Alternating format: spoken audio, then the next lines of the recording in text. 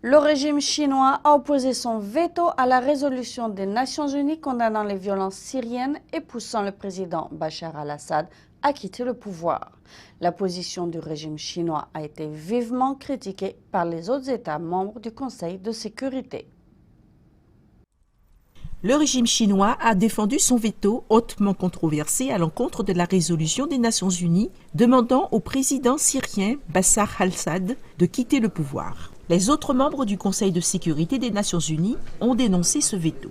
Liu Weimin, le porte-parole du ministère chinois des Affaires étrangères, a expliqué aux journalistes la position de la Chine. Selon le régime chinois, cette résolution serait incapable de résoudre la violence en Syrie. Selon lui, la résolution a été présentée au vote alors que différents partis ne s'étaient toujours pas mis d'accord. Cette façon d'agir n'est pas favorable au maintien de l'unité et de l'autorité du Conseil de sécurité, ni à une résolution correcte du problème. C'est pourquoi la Chine s'est opposée à cette résolution. Les autres membres du Conseil de sécurité des Nations Unies, excepté la Russie, qui s'est aussi opposée à la résolution, étaient furieux. Hillary Clinton, la secrétaire d'État américaine, a qualifié ce veto de farce. Elle a ajouté que la Chine et la Russie portaient du sang sur les mains. La violente répression du régime syrien envers les dissidents multiplie les victimes.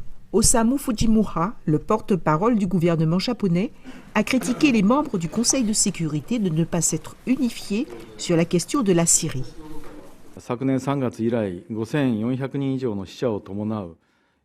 La répression qui a tué plus de 5400 personnes depuis mars dernier continue.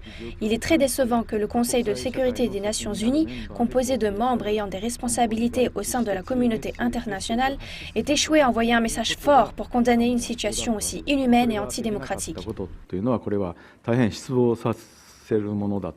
Le Japon est l'un des 13 membres du Conseil de sécurité des Nations Unies ayant voté pour la résolution.